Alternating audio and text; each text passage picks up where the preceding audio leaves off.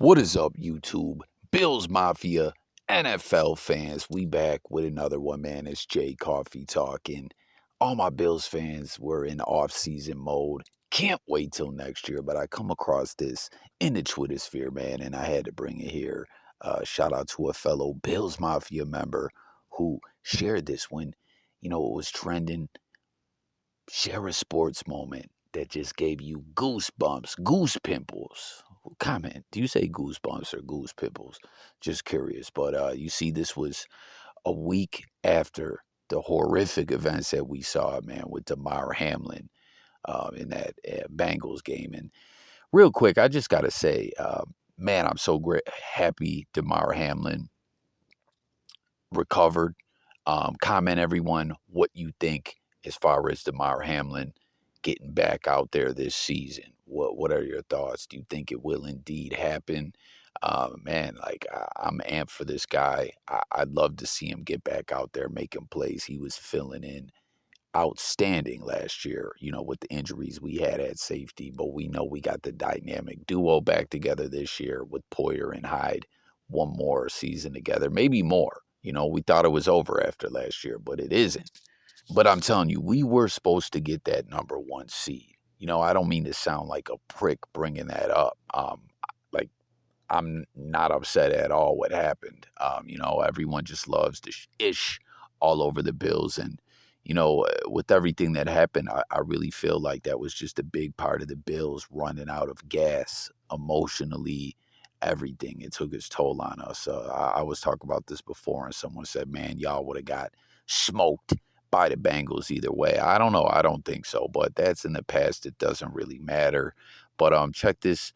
It was a week after Nyheim Hines runs back-to-back kicks versus the Patriots.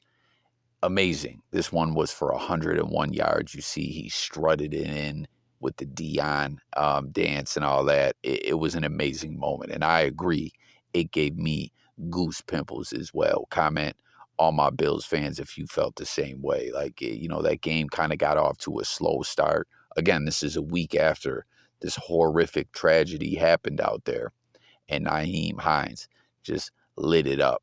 Definitely gave me goose pimples. What about you? But with this coming back across the blogosphere, across the Twitter sphere, this amazing 2 touchdown returns in a game and everything by Hines, I see a lot of discussions coming up lately about who's going to be the number one running back. As we know, Devin Singletary is off to Houston, to H-Town with the Texans, and I'm sure he'll do great there. This dude was a hell of a running back. A lot of Bills fans, I'm sure, are probably going to be like, man, we didn't use motor right, etc.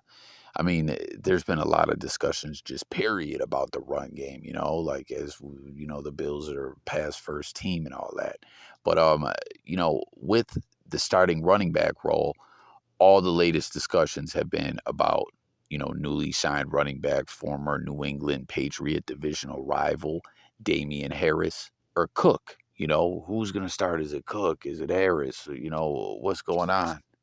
But with all that being said, watching this replay, I can't help but throw the question out there, and I want to know what everyone thinks. What about Hines? Like when we acquired him last year via the trade, I remember McAfee, as you know, he came from Indy, and McAfee's an Indy guy. He played football there and everything. He was just going off on what a great deal this was for the Bills.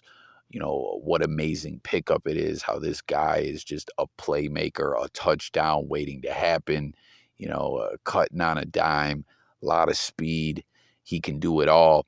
And, we kind of saw him, will I dare say, underutilized? All my fellow Bills fans or just football fans, let me know if you would think, did the Bills underutilize Hines, or is a Hines the kind of guy you don't want to give too many carries?